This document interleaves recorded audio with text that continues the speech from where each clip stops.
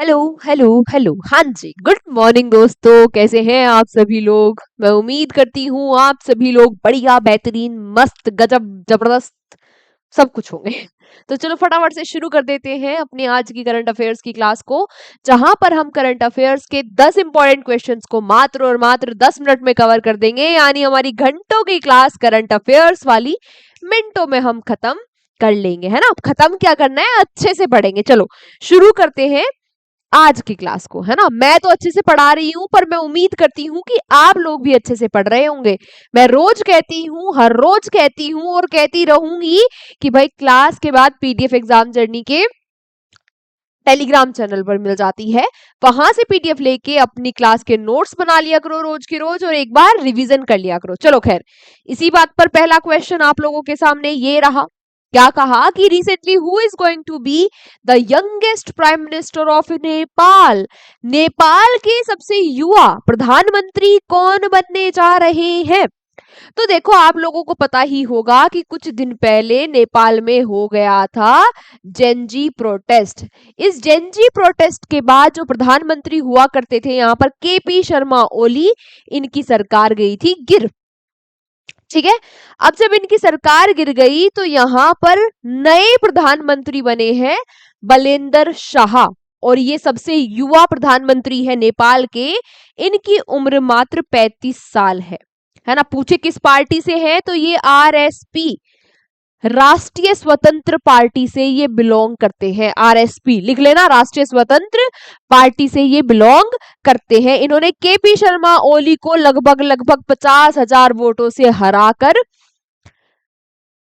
ये इलेक्शन जीत लिया है, जो कि नेपाल में हुआ है। बात समझ में आई। अच्छा, एक और बात यहाँ पर ये याद रख लेना कि ये जो बलिंदर जी है, ये जो बलिंदर जी है, ये एक सिंगर है। ये क्या है, एक सिंगर है और रैपर है। ठीक है, एक सिंगर है और रैपर है बलिंदर जी। इनके बारे में आप ये बात याद रखना, अगर पूछ ले कि इनका पहला सॉन्ग कौन सा है, तो पहला सॉन्ग भी इनका फर्स्ट सॉन्ग हो सकता है, आपसे पूछ लिया जाए। इनका फर्स्ट सॉन्ग भी आप याद रखना, क्या है, सड़क बलक, इनका पहला सॉन्ग है। इतनी बातें क्लियर। नेपाल की कैपिटल काठमांडू है, इतना आपको पता ही होगा, या नहीं पता तो ये बात भी लिख लेना। अगला प्रश्न इसी के साथ कह रहा है कि recently NATO has started the 2 year Arctic military exercise cold response when it was establish. थोड़ा अंग्रेजी में हाथ टाइट हो गया है हमारे जो टाइपिस्ट है उनका, है ना। तो हिंदी से इंग्लिश करते हैं तो ऐसी ही गड़बड़ियां करते हैं। पूछना क्या चाह रहे हैं आपको भी समझ में नहीं आया होगा। 2 ईयर ये एक बाइनियल है। बाइनियल मतलब जो कि हर 2 सालों में एक बार होता है, जो भी चीज, उसे क्या कहते हैं, बाइनियल। बाई एनुअल क्या होता है, जो एक साल में 2 बार होता है। इंग्लिश का बहुत ही अच्छा कॉन्सेप्ट है ये, और काफी क्वेश्चन भी आता है इससे, है ना। काफी बार क्वेश्चन भी देखने को मिलता है बाई कि इनियल और एनुअल क्या होता है। ठीक है, खैर, देख रहे हो, जीएस पढ़ाते पढ़ाते इंग्लिश के भी नंबर पक्के करवा रही हूं मैं तुम्हारे।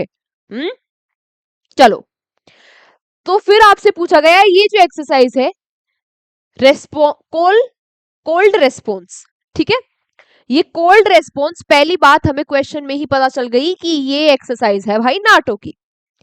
ये एक्सरसाइज है नाटो की। दूसरी बात पता चली कि 2 साल में एक बार होती है। अब तीसरी बात हमसे पूछ ली गई कि भाई ये जो नाटो है, नाटो की स्थापना कब हुई थी। अब स्थापना मैं आपको बता दूं उससे पहले ये लिख लो कि ये क्या होता है, नॉर्थ अटलांटिक ट्रीटी ऑर्गेनाइजेशन। ठीक है, जब कोल्ड वॉर चल रही थी रशिया और यूएसए के बीच में, तब इसकी स्थापना हुई थी नाटो की। कब हुई थी, 1949 में इसकी स्थापना हुई थी। इसमें 32 मेंबर्स हैं, और इनका कॉन्सेप्ट क्या है कि भाई अगर किसी ने एक नाटो कंट्री पर अटैक कर दिया तो सारी नाटो कंट्री आकर एक साथ उस पर झपट पड़ेंगी। खैर, इसकी जो 32nd यानी कि लेटेस्ट कंट्री है वो स्वीडन है। इसके अलावा इसके हेडक्वार्टर्स भी लिख लेना, कहाँ है, ब्रुसेल्स बेल्जियम में है। नाटो के हेडक्वार्टर्स कहाँ है, ब्रुसेल्स बेल्जियम में है ना। हो सकता है कुछ भी पूछ ले एग्जामिनर आपसे। और इसके हेड, इसके अध्यक्ष कौन है ये भी लिख लेना, मार्क रूटो, मार्क रूटे इसके क्या है, अध्यक्ष है, किसके, नाटो के। समझी गए हो? चलो इसी के साथ चलते हैं अगले क्वेश्चन पर। Which Indian state government has launched project Ganga to provide high speed internet to rural homes. ग्रामीण घरों में हाई स्पीड इंटरनेट उपलब्ध करवाने के लिए ये जो प्रोजेक्ट गंगा है, ये किस राज्य सरकार ने शुरू किया है? तो राज्य सरकार का नाम आप यहाँ फोटो देखकर पहचान गए होंगे, आदित्य योगी, आदित्यनाथ योगी, है ना। आनंदीबेन पटेल गवर्नर है, लखनऊ कैपिटल है। ये जो बोल रही हूं ना मैं, ये भी लिख लिया करो अगर आपको याद नहीं है। तो कहां पर? उत्तर प्रदेश में। उत्तर प्रदेश में लगभग 20 लाख जो ग्रामीण घर है, वहां पर हाई स्पीड इंटरनेट पहुंचाने के लिए प्रोजेक्ट गंगा को लॉन्च किया गया। ठीक है, चलो अगला question. Which state has recently secured the first position in the implementing new criminal laws and ICJS 2.0 effectively? तो अभी हाल ही में जो नए क्रिमिनल लॉ आए थे और आईसीजीएस यानी कि inter operable criminal justice system, ठीक है, इसको इंप्लीमेंट करने में फर्स्ट पोजीशन किस राज्य की आई है ना। ये क्यों आई थी? तो भाई जो अपराध है, अपराधों को कम करने के लिए और थोड़ा टाइम से और जल्दी जस्टिस, न्याय मिल जाए, उनके लिए नए कानून आए थे। इनको लागू करने में फर्स्ट स्थान आया है उत्तराखंड का, और सेकंड पर कौन है? एचआर, एचआर गाड़ी नंबर, है ना। चलो एचआर यानी कि हरियाणा। ठीक है, अगला, when is the international day of women जज ऑब्जर्व्ड एवरी ईयर? महिला न्यायाधीश का अंतरराष्ट्रीय दिवस कब मनाते हैं? 10 मार्च को मनाया जाता है। यूएन ने इसको अडॉप्ट किया था 2021 में कि 10 मार्च को मनाएंगे भैया महिला न्यायाधीश के दिवस के रूप में, और फर्स्ट टाइम ये 2022 में सेलिब्रेट किया गया था, तो याद रखना। फिर आपसे पूछा कि जो सैयद हिब्बुल हसन हमीद है, इनका अभी हाल ही में हो गया है निधन। आपसे पूछा ये किस क्षेत्र से संबंधित है? तो भाई ये संबंधित है फुटबॉल से, है ना। किससे संबंधित है? फुटबॉल। 1960 में जो रोम ओलंपिक्स हुए थे, उन रोम ओलंपिक्स में इन्होंने इंडिया को रिप्रेजेंट किया था, भारत का प्रतिनिधित्व किया था। तो ये क्या है? राइटर, सिंगर, जर्नलिस्ट नहीं, प्लेयर है, एक खिलाड़ी है, फुटबॉल खेलते थे। Which state government has recently launched Nirbhaya Nisha initiative? अभी हाल ही में किस राज्य सरकार ने निर्भया निशा जो पहल है इसको शुरू किया है? ये पहल है क्या कि अगर कोई इस राज्य में महिला रात को सफर कर रही है ना, रात को ट्रेवल कर रही है किसी काम की वजह से, अपनी जॉब की वजह से, जो भी वॉट एवर द रीजन, अगर कोई महिला रात को सफर कर रही है तो उसकी सेफ्टी सिक्योरिटी का ध्यान रखने के लिए केरल पुलिस ने ये निर्भया निशा योजना को लॉन्च किया है। ठीक है, चलो केरल, हाँ याद रखना कि केरल का नाम बदलकर अब क्या हो चुका है? केरलम हो चुका है। कैपिटल क्या है? तिरुवनंतपुरम है। राजेंद्र अर्लेकर गवर्नर है और पी विजयन यहां पर मुख्यमंत्री है। नहीं याद है तो अगेन लिख लेना, ठीक है, वीडियो को पॉज करके लिख लेना। चलो आज का अगला question. Recently the Mizoram assembly passed a proposal to include Mizo language in which schedule of the Indian Constitution? हाल ही में मिजोरम विधानसभा ने मीजो भाषा को भारतीय संविधान के किस अनुसूची में शामिल करने का प्रस्ताव पारित किया है? तो आप लोगों को इतनी बात पता होनी चाहिए, अगर आपको पॉलिटी का थोड़ी सी भी बेसिक नॉलेज है तो आपको पता होगा 8th शेड्यूल जो 8वीं अनुसूची है उसमें भाषाओं के बारे में दिया हुआ है। जब भारत का संविधान लागू हुआ तो ओरिजिनली इसमें 14 भाषा हुआ करती थी।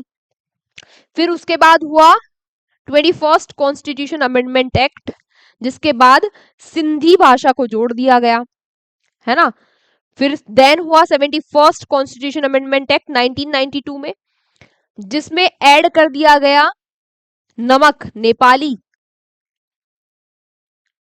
मणिपुरी और कोंकणी को, है ना, नमक से भी याद रख लेते हैं।